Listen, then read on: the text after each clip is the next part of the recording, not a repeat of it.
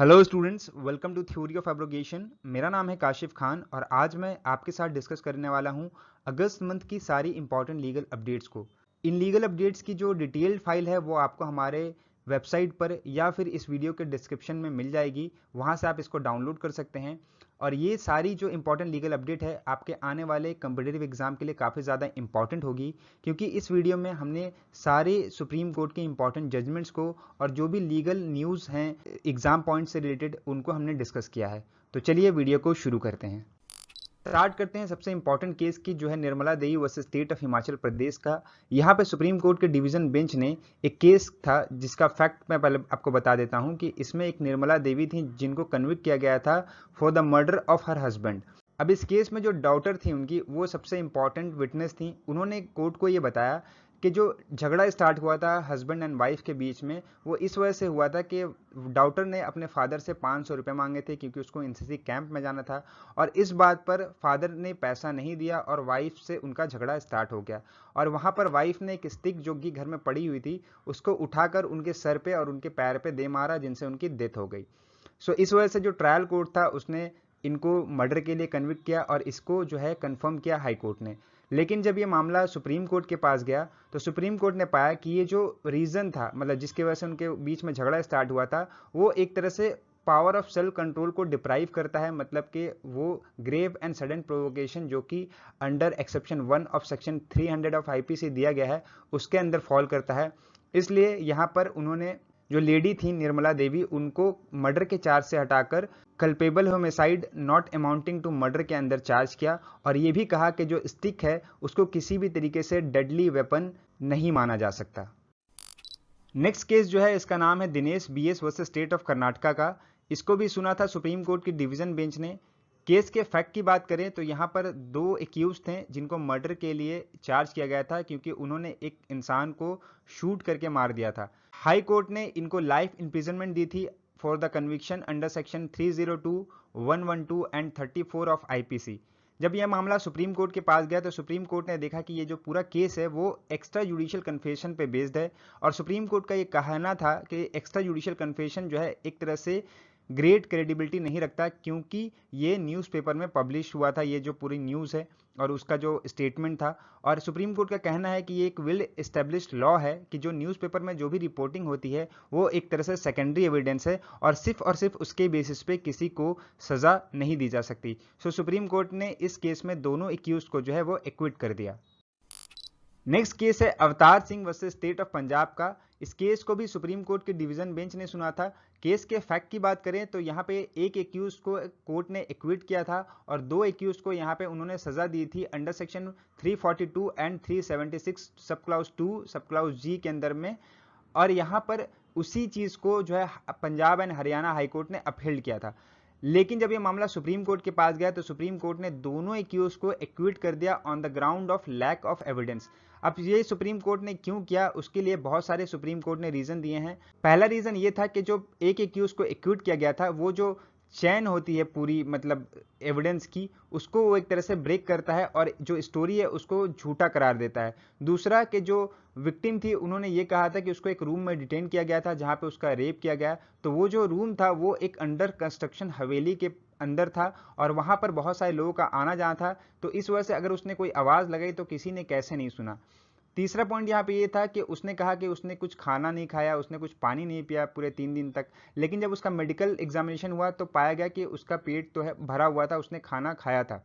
उसके बाद जो है चौथा पॉइंट यहाँ पे कि उसके किसी भी बॉडी पार्ट में कोई भी तरीके की इंजरी नहीं थी, प्राइवेट पार्ट में कोई इंजरी नहीं थी। तो ये सारी चीज़ें एक तरह से प्रूव करती है कि उसकी जो स्टोरी थी वो झूठी थी, और इसी ग्राउंड पे जो है सुप्रीम कोर्ट ने यहाँ पे दोनों एक्यूज को एक्विट कर दिया। नेक्स्ट केस है राहुल गांधी वर्सेस पुर्नेश ईश्वर भाई मोदी एंड अनदर्स का। ये केस आपको मालूम ही होगा कि यहाँ पर राहुल गांधी के ऊपर डिफेमेशन का चार्ज लगाया गया था under section 499 and 500 of Indian penal code, क्योंकि उन्होंने एक स्टेटमेंट दिया था why all thieves share the Modi surname. और ये स्टेटमेंट उन्होंने एक रैली में दिया था जो कि हुआ था कर्नाटका के कोलार में 2019 में। अब यहाँ पे जब ये मामला सुप्रीम कोर्ट के पास गया तो सुप्रीम कोर्ट ने इस कन्विक्शन के ऊपर स्टे लगा दिया, क्योंकि सुप्रीम कोर्ट ने यहाँ पे मेनली दो चीज़ें देखी। पहला कि जो ट्रायल जज ने अपना मैक्सिमम पनिशमेंट दिया था उसमें कोई रीजन नहीं दिया था कि क्यों उन्होंने मैक्सिमम पनिशमेंट दी है इस केस में। दूसरा यहाँ पे सुप्रीम कोर्ट ने ये भी पाया कि जब उनको कन्विक्शन किया गया तो उनको वहां पर लोकसभा की सदस्यता से भी हटा दिया गया, और इस तरीके से उनके राइट के साथ साथ जो राइट ऑफ इलेक्टोरेट है, मतलब कि जिन्होंने उनको वोट दिया है और उनको चुना है एक कॉन्स्टिट्यूएंसी का लीडर, तो वो भी उनके राइट का भी यहाँ पे एक तरह से वायलेशन है। और भी बहुत सारे रीजन थे, लेकिन ये जो मेन रीजन है इसकी वजह से सुप्रीम कोर्ट ने उनके कन्विक्शन पे स्टे लगा दिया। अब बात करते हैं जो 3 क्रिमिनल लॉ बिल्स आए हैं अभी पार्लियामेंट में, जिसको इंट्रोड्यूस किया है हमारे union home minister Amit Shah ji ने। ये 3 जो बिल हैं वो रिप्लेस करेंगे आईपीसी, सीआरपीसी और इंडियन एविडेंस एक्ट को, और यहाँ पर इनको अभी स्टैंडिंग कमेटी को भेज दिया है ताकि वो इस पे और अच्छे से इसको ड्राफ्ट कर सकें। ये 3 बिल हैं द भारतीय न्याय संहिता 2023 जो रिप्लेस करेगा आईपीसी को। ये प्रपोज करता है to repeal 22 provision of IPC, change 175 and introduce 8 new provision. Total इसमें जो है अभी 356 सेक्शन हो जाएंगे। बात करें वहीं भारतीय नागरिक सुरक्षा संहिता 2023 की, तो ये रिप्लेस करेगा सीआरपीसी को। इसमें प्रपोज किया गया है 9 प्रोविजन जो रिपील करेंगे, चेंज करता है 160 प्रोविजन और यहाँ पे इंट्रोड्यूस करता है 9 नए प्रोविजन को। अभी इसमें जो है टोटल 533 सेक्शन है। नेक्स्ट बात करें द भारतीय साक्ष्य बिल 2023, ये रिप्लेस करेगा इंडियन एविडेंस एक्ट को, और ये रिपील करता है 5 एग्जिस्टिंग प्रोविजन को, 23 प्रोविजन को चेंज करता है और एक न्यू प्रोविजन को इंट्रोड्यूस करता है। टोटल कंटेन करता है ये 170 सेक्शन। इसके ऊपर हमने एक डिटेल वीडियो बना रखा है जो कि आपको यहाँ पर आई बटन पर क्लिक करके मिल जाएगा। नेक्स्ट केस है Bhubaneswar development authority versus Madhumita Das का। यहाँ पे सुप्रीम कोर्ट के डिवीजन बेंच ने अपना जजमेंट सुनाया। केस के फैक्ट की बात करें तो 1998 में रिस्पोंडेंट जो था उन्होंने एक एम्प्लॉयमेंट लिया था under Bhubaneswar development authority through a fake caste certificate, और उस पोस्ट पे लिया था जो कि एक एससी के लिए रिजर्व था। अब यहाँ पर हम बात करें केस की, तो जब उनके सर्टिफिकेट की जांच हुई तो सर्टिफिकेट फेक पाया गया। उन्होंने अपना कंटेंशन ये दिया कि पहले वो तो ब्राह्मण फैमिली में थे, लेकिन शादी के बाद वो एससी कैटेगरी में आ गई क्योंकि उन्होंने एक एससी से शादी करी थी। लेकिन सुप्रीम कोर्ट का यहाँ पे कहना है कि अगर आप कोई सर्टिफिकेट फॉल्स तरीके से लेते हैं तो यहाँ पे आपको किसी भी तरीके का प्रोटेक्शन नहीं दिया जाएगा उस पब्लिक एम्प्लॉयमेंट के लिए। सुप्रीम कोर्ट ने कहा कि इस तरीके का प्रोटेक्शन देना एक तरह से इनएलिजिबल पर्सन को पब्लिक रिसोर्सेज प्रोवाइड कराना है। दूसरा, वो एक तरह से वॉयलेट करेगा जो एलिजिबल पर्सन है उनके राइट को, और तीसरा, जो इनएलिजिबल पर्सन है उनको अगर हम ये जॉब देते हैं, ये बेनिफिट देते हैं, तो वो इलीगल माना जाएगा। जो लास्ट केस है हमारा वो है इलवरासन वर्सेस सुपरिटेंडेंट ऑफ पुलिस। इस केस को भी सुप्रीम कोर्ट के डिवीजन बेंच ने सुना था। केस के फैक्ट की बात करें तो केस जो है वो सेल्फ रिस्पेक्ट मैरिज के ऊपर बेस्ड है, जिसका provision under section 7A of the Hindu marriage act दिया गया है। ये जो प्रोविजन है सेक्शन 7A वो तमिलनाडु अमेंडमेंट के तहत आया है, मतलब कि सिर्फ और सिर्फ तमिलनाडु में एप्लीकेबल होता है। और सेल्फ रिस्पेक्ट मैरिज की मैं बात करूं तो ये एक तरह से राइट देता है दो हिंदू को कि वो शादी कर सकते हैं बिना किसी रिचुअल, बिना किसी प्रीस्ट के सामने गए हुए, अपने फ्रेंड के सामने, अपने रिलेटिव्स के सामने या अदर किसी पर्सन के सामने, और उनकी मैरिज जो है वो वैलिड मानी जाएगी।